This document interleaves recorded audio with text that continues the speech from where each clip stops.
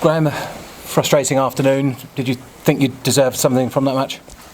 Yeah, I've got no complaints with the lads. The big moment in the game was our offside goal, which we've looked at and it wasn't. And you know, they're huge decisions, and it was given against Little Luton again, which I don't like, because 2-1 you're in the ascendancy, and then Colo obviously gives a silly penalty away.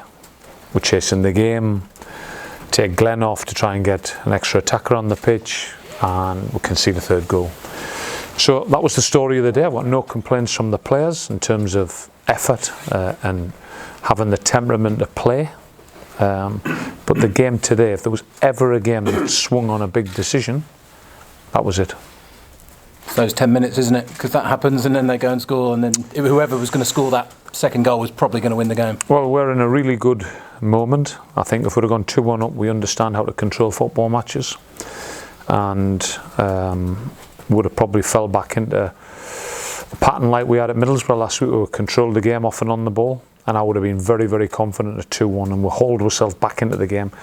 The first two goals for them are two mistakes from us, and the game swings on one moment. Like, we've scored 2 goals from open play today, and they're legitimate.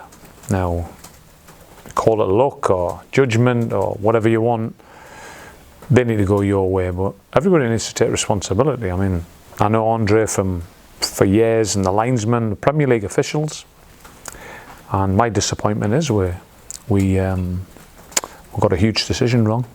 It looked close because he made a late run. Is it clear onside? Well, the footage I've looked at, he's onside when it leaves Harry's foot. He's behind the defender, and the ball's in the back of the net. So I can't do a lot. I can't do a lot about that. What I can do a lot about is patterns of play, attitude, performance, having that mentality to come into the backyard, coping with the occasion. I thought we were fantastic. We played some good stuff. I think we're starting to get a real consistent performance and look about us, which satisfies me. We lost 3 players before the game, which again is another variable which has been difficult, and I've got no complaints. It was 2 silly mistakes for the first 2 goals, but even then we should have been 2-1 in the lead. Not a great day for your skipper Collins, but any problems with the handball goal? No, it's a penalty. I can't explain that. James has held his hand up after the game. You know, James Collins is such an aggressive, big heart, wanting to win for the team type of player. Maybe it just spilled over a little bit too anxious to get out there, and obviously you've got to keep your hands down. He's a striker helping out. So that's the only disappointment really in that. But we should have been 2-1 up, and it's a very, very different situation. The 2 outstanding players on the pitch, the 2 strikers. Cornick, did he have to go off because of the hamstring injury? No, he's just had a little bit of cramp. Harry's only trained 2 days. We lost Kaz late yesterday after training. He felt his thigh, so Harry had to play sort of. Harry's a sprinter. I don't know what it was, 65, 70 minutes. I think his lack of training since Sheffield Wednesday just caught him on a little bit, but he'll be fine now. I suppose, again, you've mentioned the injuries this season. If you do get them, then it causes problems for your squad and team. Yeah, I mean, I think the subs impacted the game, but obviously you're missing Sonny from last week. You're missing. Everybody's seen Izzy Brown's contribution when he came on, and Kazangalo all the while for me was man of the match last week. So that was a bitter blow before the game. You want to come here full strength and then have power to come off the bench in terms of affecting the game, and I thought the subs did well. George had 3 shots. I don't know how long he was on, maybe 25 minutes. So, but the pivotal moment, our goal, we've done nothing wrong. We've done nothing wrong in the game. That goal changes the dynamics. Obviously the penalty, and then we're chasing it and concede a third. But nothing was ever going to be decided today, winning or losing.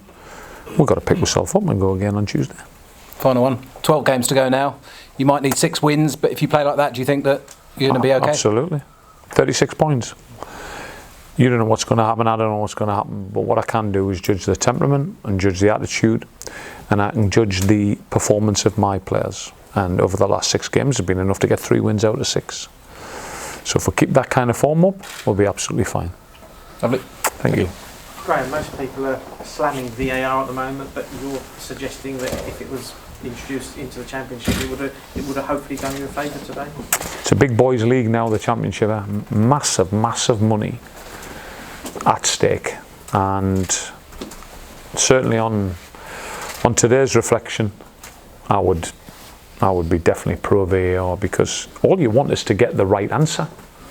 We're all left here feeling a little bit scabby in terms of huge moment not going our way. So was it a fair result? You can never judge that. Let's see what would happen at 2-1.